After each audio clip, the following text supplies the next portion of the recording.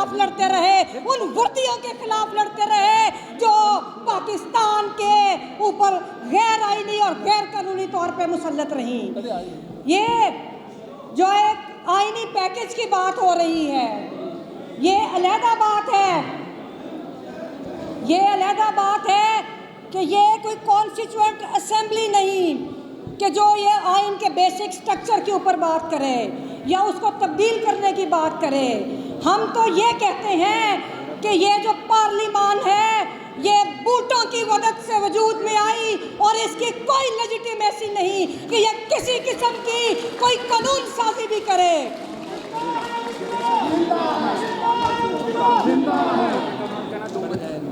یہ بڑا پاکستان کی آئینی اور سیاسی تاریخ کا ایک عجیب واقعہ ہونے جا رہا تھا کہ جب راتوں رات حکومتی وزراء اور اسٹیبلشمنٹ کے کرندے ایک سرکس لگایا ہوا تھا، کوئی بھاگ دوڑ کر رہے تھے اور ان کے ہاتھ میں کسی قسم کا کوئی مسودہ نہیں تھا۔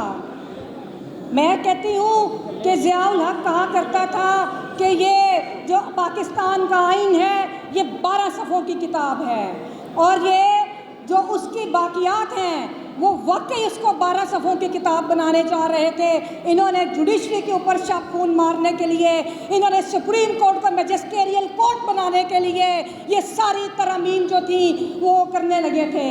لیکن پاکستان کے جو غیور وکلا ہیں، مجھے فخر ہے کہ حامد خان صاحب کی قیادت میں جو ایک پرلونگ سٹرگل ہے وکلا کی، آپ لوگ ڈٹ کے کھڑے ہوئے، پاکستان کے عوام ڈٹ کے کھڑے ہوئے اور ان کا یہ جو منصوبہ تھا وہ خاک میں مل گیا۔ اور کل میں نے سنا جو لا منسٹر ہیں، سب سے پہلے تو میں عابد زبیری صاحب کو سلام پیش کرتی ہوں کہ جس طرح پچھلے سال سپریم کورٹ بار ایسوسی ایشن نے ان کی قیادت میں وکلا کی کاز کو آگے بڑھایا، اور ان کے جانے کے بعد سپریم کورٹ بار ایسوسی ایشن شرم اور افسوس سے کہنا پڑتا ہے کہ ایک قبرستان بن چکی ہے۔ مجھے افسوس سے کہنا پڑتا ہے کہ یہ ایک سرکاری بار ایسوسی ایشن بن چکی ہے۔ کل آپ نے دیکھا کہ ایک کنونشن تھا جس میں انہوں نے اپنے چند لوگوں کو بلا کے، اور لا منسٹر تقریر کیا کر رہا ہے، وہ بات کیا کر رہے ہیں، وہ یہ کہہ رہے ہیں کہ ہم ایجنسیوں سے ملے، ہم لوگ ان قوتوں سے ملے اور انہوں نے ہمیں کنفرنٹ کیا۔ کیا مجال ہے کہ آپ کے ملازمین جو کہ پاکستان کے آئین کے ماتحت، جو وزیر اعظم اور منتخب حکومتوں کے ماتحت ہیں، وہ ان کو کنفرنٹ کرتے ہیں اور انہیں کہتے ہیں کہ آپ کی عدالتیں صحیح کام نہیں کر رہی۔ تو وزیر قانون نے ان سے یہ کیوں نہیں پوچھا جب انہوں نے کہا کہ آپ کی عدالتیں دہشت گردوں کو چھوڑتی ہیں، تو ان کو سوال کرنا چاہیے تھا کہ اے پی ایس کے شہداء، ان کے جو قاتل تھے وہ آپ کی حراست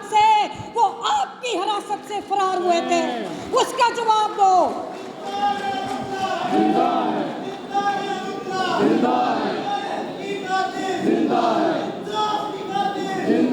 اسامہ بن لادن پاکستان کی جو یہ کلیم کرتے ہیں کہ نمبر 1 ایجنسی ہے، اسامہ بن لادن آپ کے اپنے گھر سے اٹھایا گیا۔ کیا کارکردگی تھی آپ لوگوں کی؟